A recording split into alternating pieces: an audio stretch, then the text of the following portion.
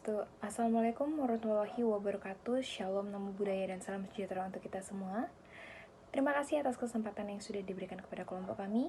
Kami dapat mempresentasikan hasil kerja kelompok kami dalam video ini. Adapun yang menjadi topik materi pada video ini yaitu perekonomian terbuka. Perkenalkan, nama saya Grace Febriana Kawi dengan NIM 2207511167. Baik, topik kita kali ini yaitu perekonomian terbuka. Adapun yang menjadi subbabnya pada materi ini, yang pertama, pasar dana pinjaman, yang kedua, pasar pertukaran mata uang asing, yang ketiga, net capital outflow, yang keempat, keseimbangan secara serentak di kedua pasar, yang kelima, keseimbangan defisit anggaran pemerintah, yang keenam, kebijakan perdagangan, yang ketujuh, dampak ketidakstabilan politik dan pelarian modal bagi perekonomian nasional, dan yang kedelapan, studi case. Baik, untuk materi yang pertama yaitu pasar dana pinjaman. Sistem keuangan hanya terdiri atas satu pasar yang disebut dengan pasar dana pinjaman. Semua penabung mengunjungi pasar ini untuk menyimpan tabungan mereka, sedangkan semua peminjam mengunjungi pasar ini untuk memperoleh pinjaman. Di pasar ini ada satu tingkat suku bunga yang merupakan keuntungan dari tabungan serta biaya pinjaman. Adapun rumus dalam menghitung biaya dana pinjaman yaitu S sama dengan I tambah NCO atau tabungan sama dengan investasi domestik tambah arus keluar modal neto. Kapanpun sebuah dana menyimpan sebagian pendapatannya, negara tersebut dapat menggunakan tabungannya untuk membiayai pembelian modal domestik atau untuk membiayai pembelian aset di luar negeri. Kedua sisi identitas ini menunjukkan kedua sisi pasar dana pinjaman. Penawaran untuk dana pinjaman berasal dari tabungan nasional dengan simbol S. Permintaan untuk dana pinjaman berasal dari investasi domestik dengan simbol I, dan arus keluar modal neto dengan simbol NCO. Bahwa pembelian aset modal menambah permintaan untuk dana pinjaman tanpa memperhatikan apakah aset tersebut berlokasi di dalam negeri atau di luar negeri. Karena arus keluar modal neto dapat bersifat positif atau negatif. Nilainya dapat menambah atau mengurangi permintaan untuk dana pinjaman yang muncul dari investasi domestik. Selain memengaruhi tabungan nasional dan investasi domestik, tingkat suku bunga real di sebuah negara memengaruhi arus keluar modal neto negara tersebut. Untuk melihat mengapa hal ini dapat terjadi, bayangkan dua reksadana, satu di Singapura dan satu lagi di Hong Kong, memilih untuk membeli obligasi pemerintah Singapura ataukah obligasi pemerintah Hong Kong. Saat tingkat suku bunga real Singapura naik, obligasi Singapura menjadi lebih menarik untuk kedua reksadana tersebut. Dengan demikian, kenaikan tingkat aset luar negeri sebaliknya mendorong pihak asing untuk membeli aset Singapura. Untuk kedua alasan ini, tingkat suku bunga real di Singapura yang tinggi mengurangi arus keluar modal neto Singapura. Dalam pembahasan pasar dana pinjaman, sejumlah dana pinjaman yang ditawarkan serta jumlah dana yang diminta bergantung pada tingkat suku bunga real. Tingkat suku bunga yang lebih tinggi mendorong orang untuk menabung sehingga meningkatkan jumlah dana pinjaman yang ditawarkan. Tingkat suku bunga yang tinggi juga membuat pinjaman untuk proyek pembayaran modal lebih mahal. Dengan demikian, hal ini mematahkan semangat investasi dan mengurangi jumlah dana pinjaman yang diminta. Artinya, pada perekonomian terbuka, permintaan dana pinjaman tidak hanya berasal dari mereka yang menginginkan dana pinjaman untuk membeli barang-barang modal domestik, tetapi juga dari mereka yang menginginkan dana pinjaman untuk memberi aset luar negeri. Materi kedua yaitu pasar pertukaran mata uang asing. Pasar dalam perekonomian terbuka adalah pasar pertukaran valuta asing. Partisipasi dalam pasar ini mempertukarkan mata uang domestik dengan mata uang asing. Adapun rumusnya yaitu NCO sama dengan NX, atau arus keluar modal neto sama dengan ekspor neto. Ketidakseimbangan antara pembelian dan penjualan aset modal di luar negeri atau NCO sama dengan ketidakseimbangan antara ekspor dan impor barang dan jasa atau NX. Sebagai contoh, ketika perusahaan Anda mengalami surplus perdagangan atau ekspor netonya lebih besar daripada nol, pihak asing membeli banyak barang dan jasa Anda dibandingkan dengan penduduk dalam negeri. Dan sebaliknya, jika negara Anda mengalami defisit perdagangan atau ekspor neto lebih kecil daripada nol, penduduk Anda menghabiskan uang lebih banyak untuk barang dan jasa daripada uang yang mereka peroleh dari penjualan di luar negeri. Sebagian dari uang ini tentunya dibiayai oleh penjualan aset Anda di luar negeri, sehingga modal asing mengalir ke dalam negara, atau NCO kurang dari nol. Model dalam perekonomian terbuka memperlakukan dua sisi identitas ini sebagai cerminan dua sisi pasar pertukaran valuta asing. Arus keluar modal neto mencerminkan jumlah penawaran uang untuk tujuan pembelian aset asing. Sebagai contoh, ketika reksadana Singapura ingin membeli obligasi pemerintah Hong Kong, reksadana tersebut perlu menukarkan dolar Singapura menjadi dolar Hong Kong sehingga memenuhi dolar Singapura di pasar pertukaran valuta asing. Ekspor neto mewakili jumlah permintaan mata uang asing untuk tujuan pemberian ekspor neto barang dan jasa domestik. Sebagai contoh, ketika maskapai penerbangan Malaysia ingin membeli pesawat yang dibuat oleh Boeing, maskapai itu perlu menukarkan ringgit Malaysia dengan dolar AS, sehingga hal ini menuntut dolar AS ada di pasar pertukaran valuta asing. Pada nilai berapakah penawaran permintaan pasar di pasar pertukaran valuta asing seimbang? Jawabannya adalah nilai tukar real. Seperti yang kita ketahui, nilai tukar real adalah harga relatif barang domestik dan barang luar negeri, sehingga merupakan penentu utama ekspor neto.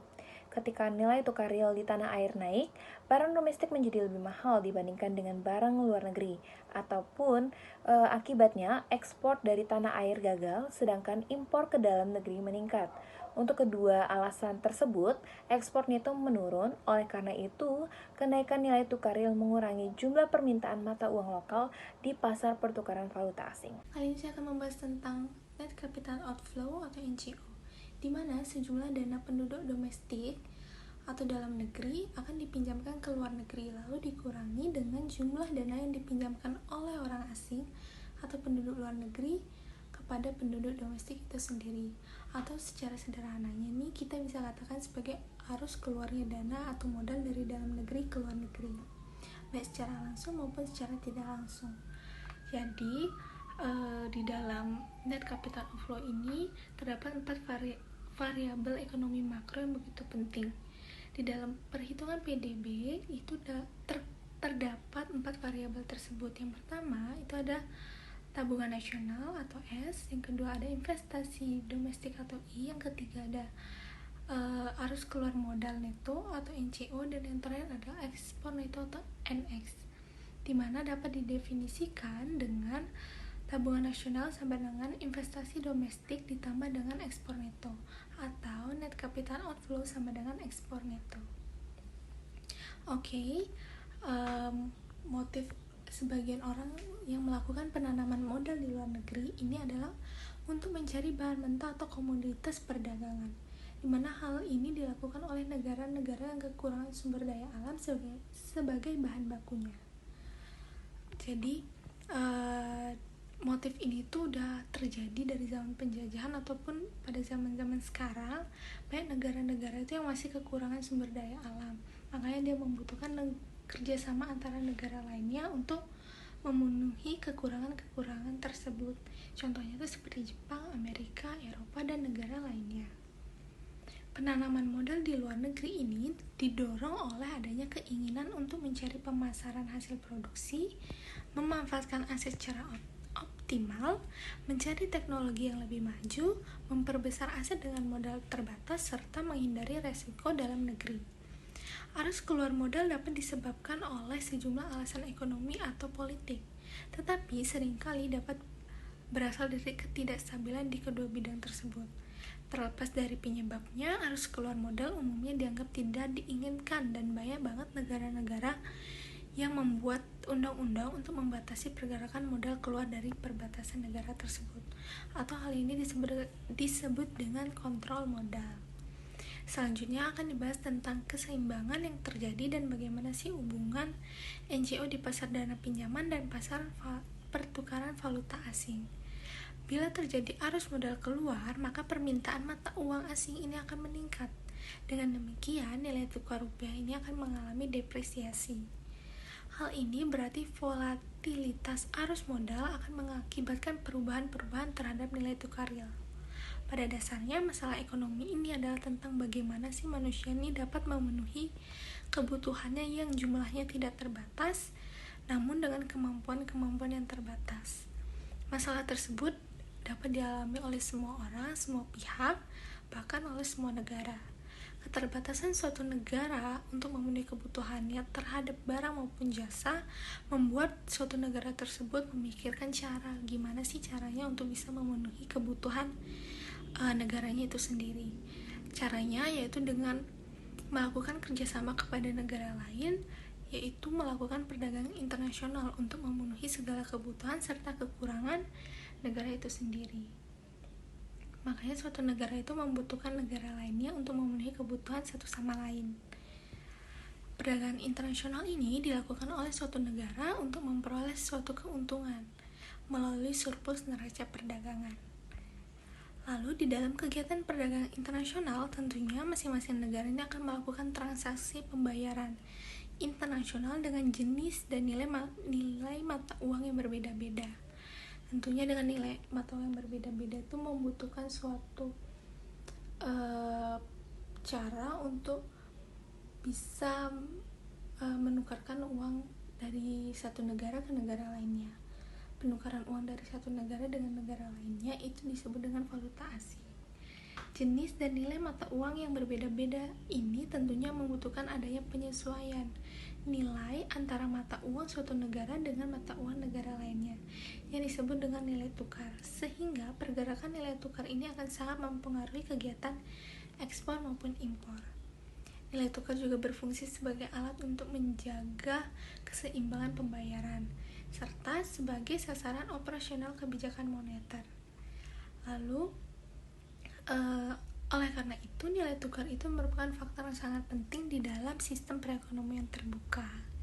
Jadi di dalam sistem nilai tukar ini, nilai tukar itu ditentukan oleh permintaan dan penawaran terhadap valuta asing.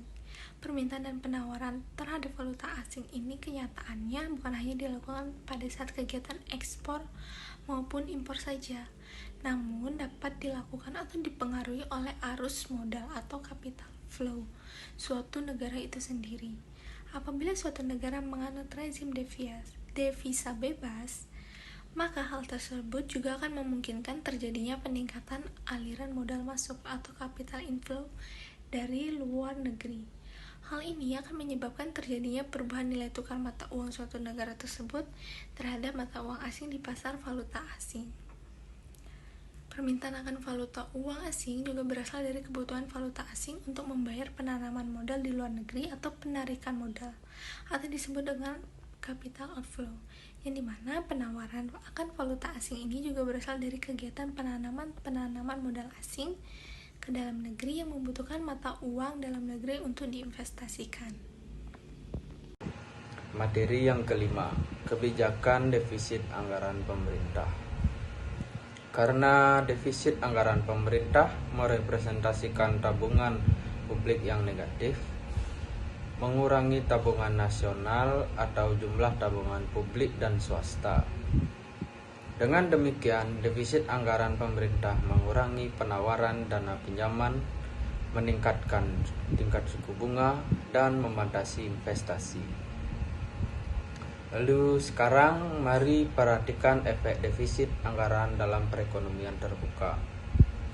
Pada pertama, kurva mana yang bergeser pada model kita?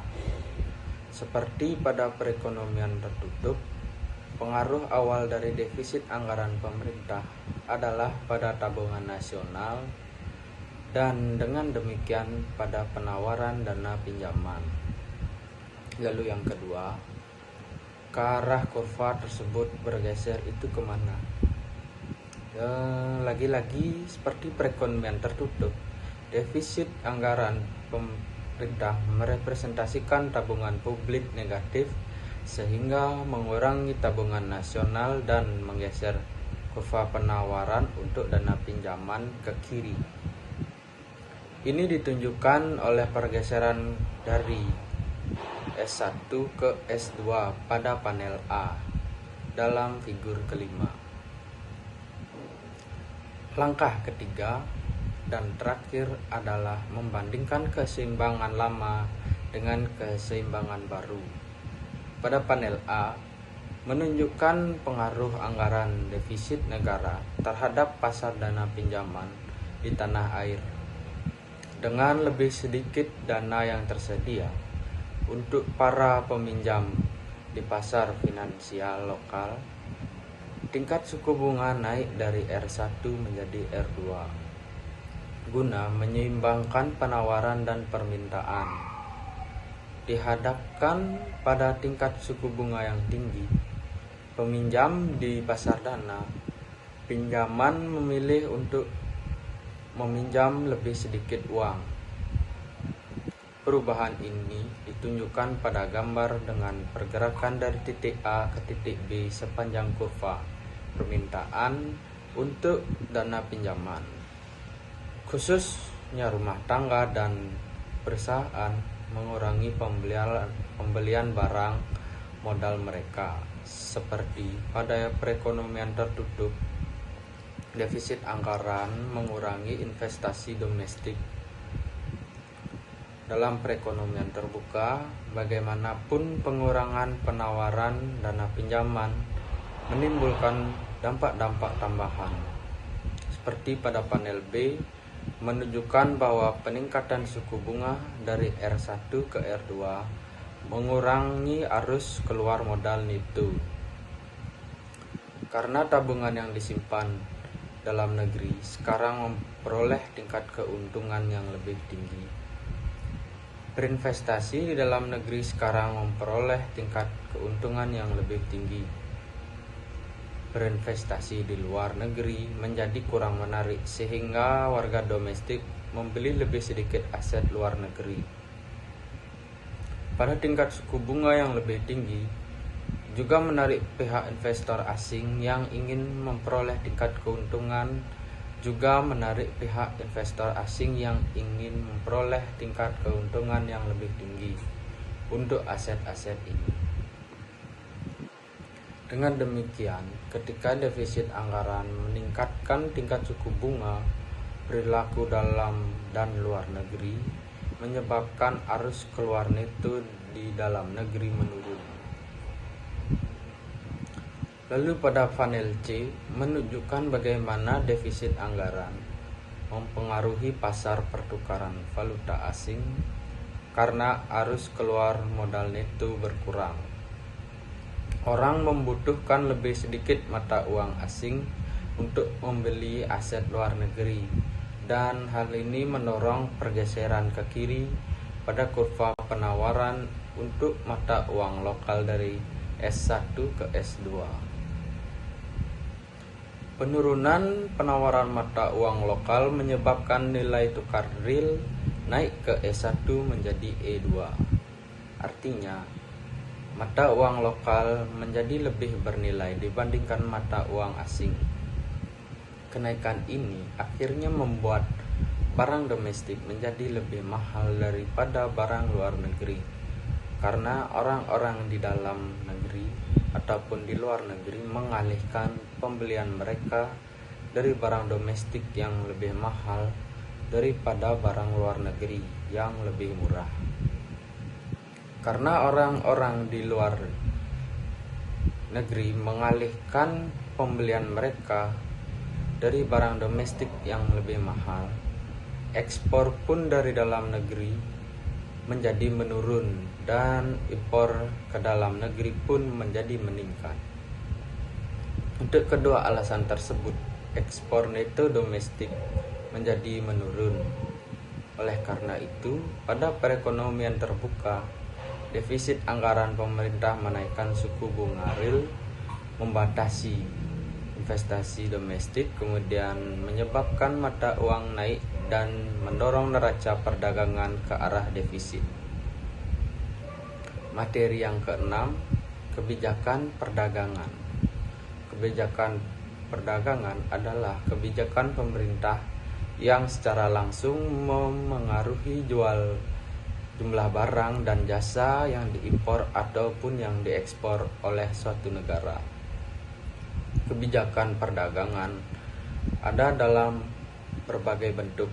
Salah satunya kebijakan perdagangan yang umum adalah tarif dan kuota impor. Kebijakan perdagangan lazim diberlakukan di seluruh dunia meskipun bentuknya tersembunyi. Sebagai contoh, pemerintah terkadang menekan eksportir asing untuk mengurangi jumlah barang yang dapat mereka jual di negaranya. Pembatasan sektor yang sukarela ini sebenarnya tidak begitu sukarela dan intinya merupakan salah satu bentuk kuota impor. Kebijakan perdagangan tidak memengaruhi keseimbangan perdagangan. Hal ini memiliki arti kebijakan yang langsung memengaruhi ekspor dan impor tidak mengubah ekspor neto.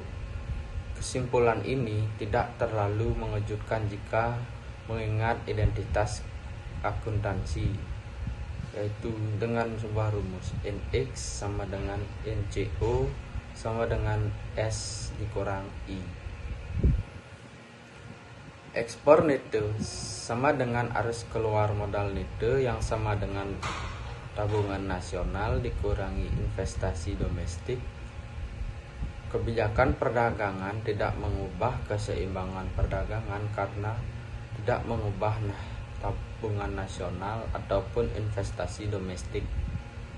Untuk tingkat tabungan nasional dan investasi domestik yang diberikan, nilai tukar real menyelesaikan untuk mempertahankan keseimbangan sebuah perdagangan tanpa memperhatikan kebijakan yang ditetapkan oleh pemerintah.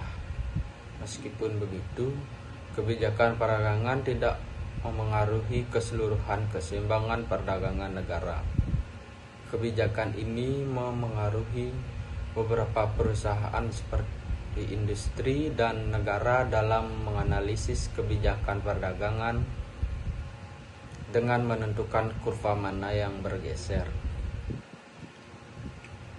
Dampak awal mula dari pembatasan impor adalah pada barang impor itu sendiri, yang dimana ekspor neto sama dengan ekspor yang dikurangi impor, yang dimana kebijakan tersebut juga bakal mempengaruhi pada ekspor neto,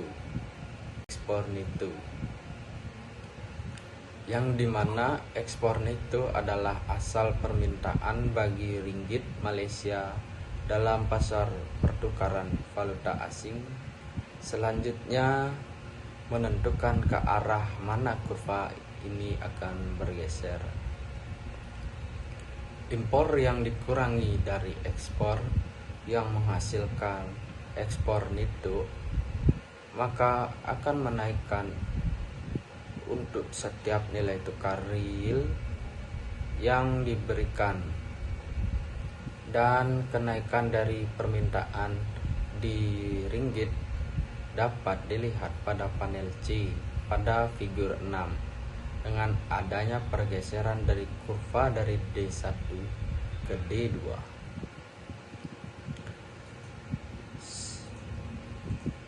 Selanjutnya, dengan membandingkan keseimbangan lama dan baru dapat dilihat dari panel C. Kenaikan pada permintaan terhadap ringgit memberikan dampak pada nilai tukar real naik dari E1 ke E2 dan dapat dilihat pada panel A, yang dimana tidak ada yang terjadi untuk pinjaman dan tidak adanya perubahan di tingkat suku bunga real, dan di panel B yang dimana tidak adanya perubahan di tingkat suku bunga real menyebabkan tidak adanya perubahan di arus keluar neto. Lalu dampak kebijakan perdagangan oleh sebab itu lebih bersifat ekonomi mikro daripada makro. Meskipun pendorong kebijakan perdagangan terkadang memberikan klaim bahwa kebijakan ini dapat mengubah keseimbangan perdagangan negara, mereka biasanya lebih termotivasi oleh perhatian kepada perusahaan atau industri tertentu. Perdagangan bebas memperkenankan ekonomi menghususkan untuk melakukan yang terbaik, membuat penduduk negara lebih sejahtera. Pembatasan perdagangan menghalangi keuntungan dari perdagangan dan dengan demikian mengurangi kemapanan keseluruhan ekonomi. Selanjutnya, saya akan menjelaskan materi terakhir, yaitu dampak tidak stabilan politik dan pelarian modal bagi perekonomian nasional. Jadi saya akan menjelaskan salah satu contoh peristiwa dari dampak ketidakstabilan politik dan pelarian modal bagi perekonomian nasional. Pada bulan Agustus 1983, ketidakstabilan politik terjadi di Filipina, termasuk pembunuhan pemimpin politik yang terkemuka. Itu membuat pasar finansial dunia gelisah. Orang pun mulai melihat Filipina sebagai negara yang kurang stabil dibandingkan dengan apa yang sebelumnya mereka pikirkan. Dan mereka pun memutuskan untuk menarik beberapa aset mereka keluar dari Filipina untuk memindahkannya ke Amerika Serikat dan tempat berlindung yang lebih aman lainnya. Pergerakan dana yang besar dan tiba-tiba keluar dari suatu negara disebut dengan pelarian modal atau capital flight. Perubahan harga ini yang dihasilkan oleh pelarian modal mempengaruhi beberapa besaran makro yang penting. Turunnya nilai mata uang membuat ekspor lebih murah dan impor lebih mahal, mendorong keseimbangan perdagangan menuju surplus. Pada saat yang bersamaan, menaikkan tingkat suku bunga mengurangi tingkat investasi domestik yang memperlambat akumulasi modal dan pertumbuhan ekonomi. Meskipun pelarian modal memiliki pengaruh yang besar pada negara tempat di mana modal keluar, ia juga mempengaruhi pengaruh dari negara-negara lain. Ketika modal mengalir keluar dari Filipina ke Amerika Serikat, misalnya, ia memiliki pengaruh yang berseberangan terhadap perekonomian Amerika Serikat, seperti pengaruhnya terhadap perekonomian Filipina, khususnya kenaikan pada arus keluar modal neto Filipina, terjadi pada waktu yang sama dengan turunnya arus keluar modal neto Amerika Serikat. Saat nilai peso turun dan tingkat suku bunga Filipina naik, nilai dolar naik dan tingkat suku bunga Amerika Serikat turun. Ukuran pengaruh ini terhadap perekonomian Amerika Serikat terbilang kecil, bagaimanapun karena ekonomi Amerika Serikat sangatlah besar dibandingkan dengan Filipina. Peristiwa yang telah kita gambarkan di Filipina dapat terjadi pada setiap perekonomian dunia. Dan pada kenyataannya, mereka mengalami ini dari waktu ke waktu. Pada tahun 1997, dunia belajar bahwa sistem perbankan dari beberapa perekonomian Asia, termasuk Thailand, Korea Selatan, dan Indonesia, ada pada atau dekat dengan titik bangkrutan. Dan berita ini mendorong modal keluar dari negara-negara ini. Tahun 1998, pemerintah Rusia gagal membayar utangnya, mendorong para investor internasional untuk mengambil berapapun uang yang dapat mereka ambil lari.